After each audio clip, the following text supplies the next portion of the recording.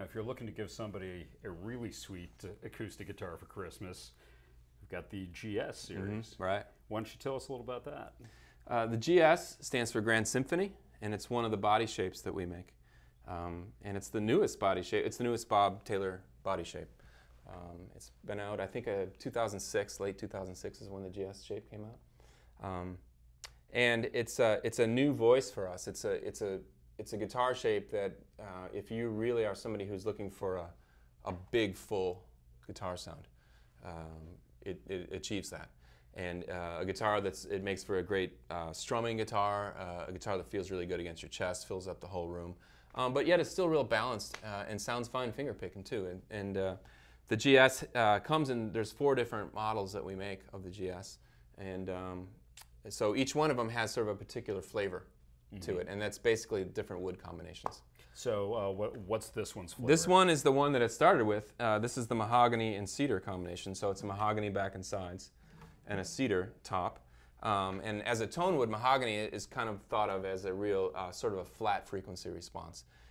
It doesn't have too much bottom end, doesn't have too much high end. It's kind of right in the center of all the different GSs that we make. So it's a good spot to start to kind of hear and listen to what to try and find your fit, to try and figure out the sound that you want to hear in your head. Mahogany is a good spot to start because from there, for instance, maple is going to sound a little bit brighter, and rosewood is probably going to sound a little bit darker. Right. So if you want a little more boom to your sound, you go rosewood. Yeah. Right. If you want a little more cut, you go maple. Exactly. Right.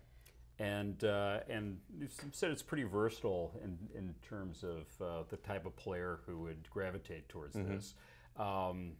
Any, I guess, in that spectrum of GSs, which way would you direct somebody? Well, I think with a GS, part of it is the size of it kind of dictates part of it, right? And it also is maybe dependent upon what you already have in your collection, or if you're a beginner. If you're somebody who's just maybe fingerstyle player, and also size is important, so if you're 5 foot tall, it's a lot more comfortable to play a smaller guitar. Right. And it's not always the biggest, loudest guitar that is the winner, right? Right.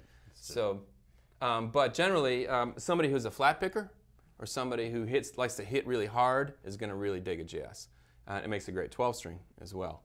And just a little bit of a change in shape and change in size actually from another common Taylor shape, which is called a GA. A GS is just a little bit wider across the spout here, and it makes for a guitar that has a lot more dynamic range. A guitar that you can hit really hard, stays with you, and like I said, fills up the whole room, and it's a big, bold, loud strummer, but also sounds good finger-picked, and we'll listen to that in a second. So cool. So yeah, so it's like if you're playing acoustic guitar in like an electric band, mostly electric band, this would be a perfect. It'd be a good one. If you need to fill up a lot of space, sure, it'd be a good choice. And we're just real happy with it. And it's also available. This is a non-cutaway version, obviously, but we also make a whole line of GS-shaped guitars with a cutaway too. So cool. if you need that access to the upper frets, you can get that as well. So. And they come with the expression system is optional, or does that come with all of them? On the non-cutaway guitars, it's an option. You can add it. Obviously, this one is added where you have the controls right on the side. On the cutaway versions, it's a default. It comes with the cutaways. So you can get it either way. You can get a straight up acoustic GS, or you can get an acoustic, add the electronics, or the cutaway with the electronics. And the electronics, how much do they add or change the tone? They don't. Ours don't, and that's almost a whole other subject. But it's a good question. We have a system that we use called the expression system, and it's a proprietary Taylor design. We invented it here, and it's evolving over time.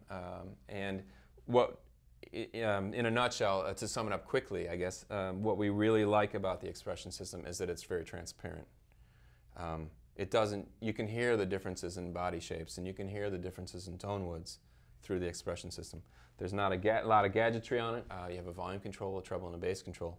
But the idea is you start with a good guitar, you have sort of a transparent pickup system, and then you don't need a lot of gadgetry. You don't need a lot of filters and Right. whatever. It's like when you've got a really good guitar, you just want to get out of the way. Yeah, you don't want the pickup to change the personality of the guitar. You want it to sound like the guitar.